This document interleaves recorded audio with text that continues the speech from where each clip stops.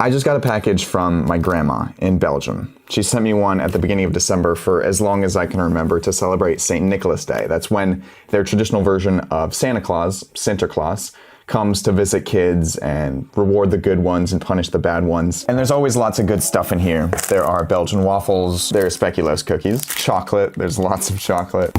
And then sometimes there's this. This is Zwarte Piet, and that's Dutch for Black Pete, and he's St. Nicholas's traditional assistant. He's the guy who carries all the presents around and punishes all the bad kids. You can kind of think of him like one of Santa's elves, except he is a blackface caricature. Black Pete has painted black skin and big gold hoop earrings and oversized red lips, and he wears colorful Renaissance-era clothing. Throughout Belgium and the Netherlands, people dress up as Black Pete around St. Nicholas Day. This is what that looked like in 1930 in a small town north of Amsterdam, and in 1970 at a local gym, and in 2006 at an elementary school, and in 2014 at a parade. I grew up with this tradition in Belgium. People dressed up as Black Pete, and St. Nicholas would come visit my school and take pictures and pass out candy.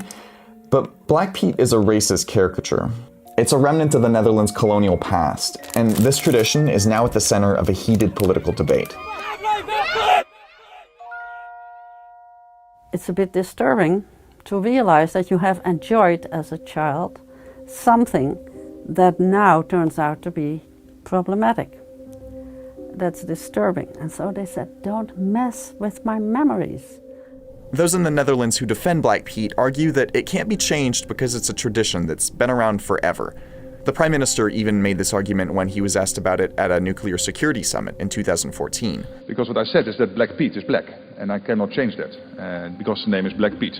This is a old children's tradition, Sinterklaas and Zwarte Piet, Black Pete. And it is not green Pete or brown Pete, it is Black Pete, so I cannot change that. On top of that, you'll hear a lot of people say that the black face paint is okay because it doesn't represent skin color. Instead, it's just soot from the chimney. But historically, neither of those defenses is actually true. Zwarte Piet was originally written as a black slave character, and the blackface tradition was invented fairly recently. Though St. Nicholas folklore had been celebrated since the Middle Ages, there was no slave character involved until 1850, when this guy, a Dutch schoolteacher named Jan Schenkman, wrote a children's book called St. Nicholas and His Servant. The story describes how St. Nicholas visits a Dutch town, rewarding the good kids and punishing the bad kids. But just looking at the original illustrations for the book, you can tell that Black Pete isn't just a white Dutchman covered in soot.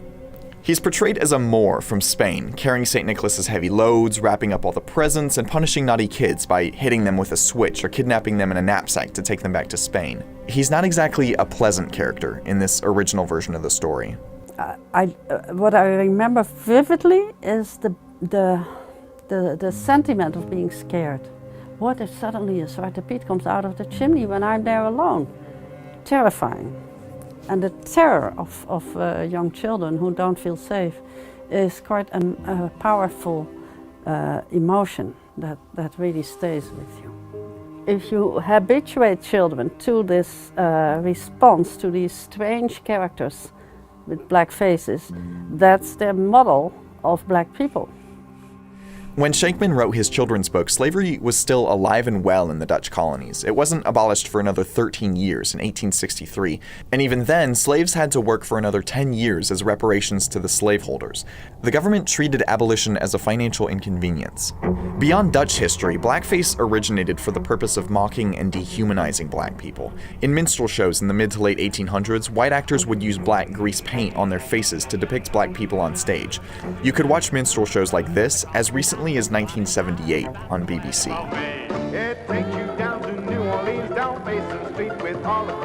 Taking place in societies that systematically mistreated black people, these portrayals served as a tool of oppression.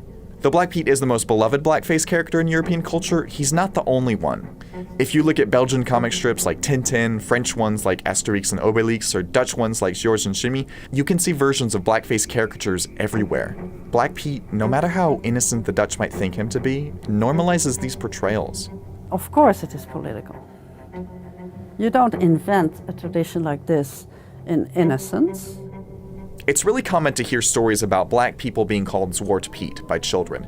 It also serves as a basis for racialized bullying in schools. Black children are hurt, and parents are keeping their children home from school rather than send them to grow up with this stereotype that makes them feel that they're inferior to the white kid. And it's common to hear people saying that black people in the Netherlands are totally okay with it, that their black neighbor or black friend actually likes it. Here's Prime Minister Rutte, again, making that argument. I can only say that my friends in the Dutch Antilles, they are very happy when they have Sinterklaas because they don't have to paint their faces. And when I'm playing for Black Piet, I'm for days trying to get off the stuff on my face. That was the Prime Minister saying that a blackface tradition is really more annoying for him because when he puts on blackface, it's hard to get the paint off. And these people were angry about Black Piet, who is Santa's traditional sidekick there. 60 people were arrested for demonstrating away from locations that were set aside for protest, 30 more for disturbing public order. Public opposition to Black Piet has been building since the 1970s.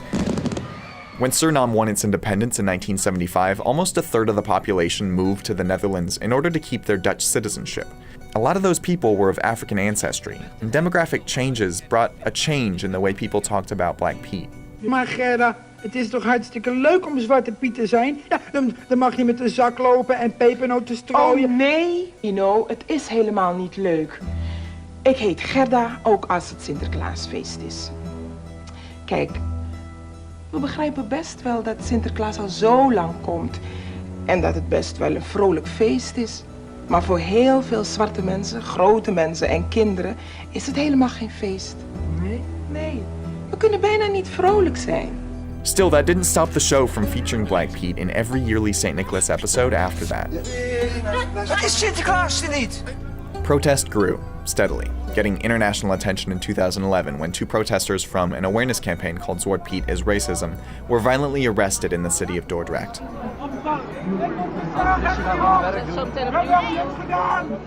The Dutch National Ombudsman later ruled that the arrest was unlawful, disproportionately violent, and in violation of their human rights. If you have eyes and you have a little heart, you will know that this is wrong. That's Jerry Afriye. He was one of the two protesters arrested. What we are fighting is institutional racism, approved by the government, approved by the police, approved by professionals, approved by schools. Everywhere, this is so much embedded in the whole society that it makes it very difficult to bring changes to it. And everyone is using their power to suppress us. And it's very difficult. Afriye lost his job as a security guard after being arrested at a protest a few years ago, but he's kept showing up to demonstrate. Just a week after we spoke, he was violently assaulted by police again at a protest in the city of Rotterdam.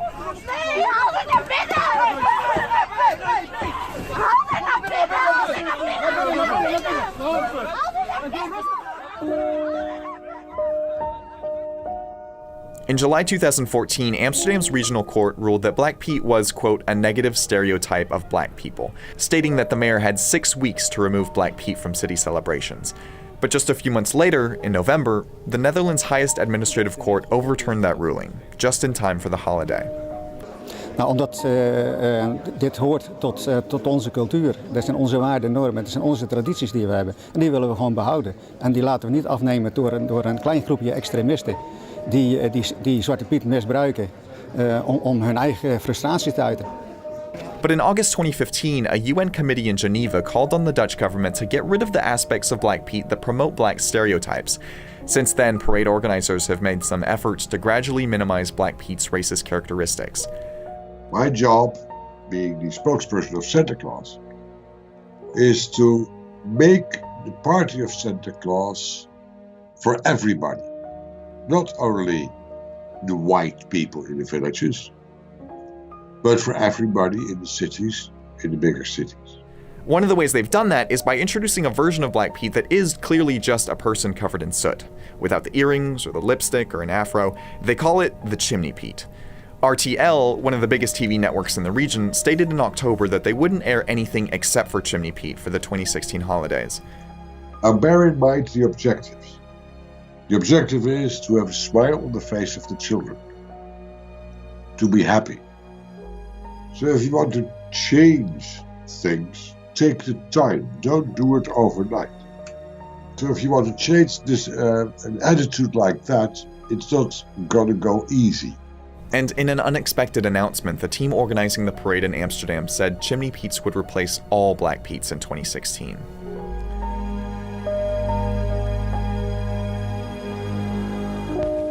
But changing a tradition like this is slow and difficult.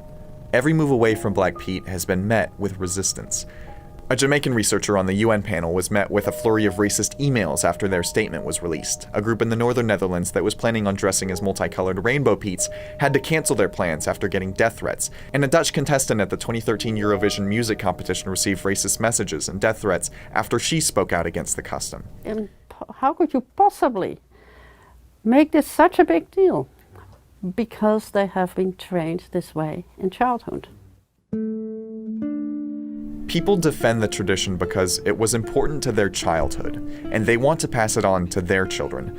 But understanding the impact this has on children could also be the key to changing public opinion. Just this year, the National Children's Ombudsman released a report arguing that the tradition violates children's rights regarding equal treatment and protection from discrimination. It has tormented a lot of Black people, even children, who start to hate their own skin color, who come home to the parents crying and saying stuff like, I don't want to be Black, it's dirty, people are calling me Zwarte Piet, that I'm dirty, my skin color, it's very confusing and dramatic.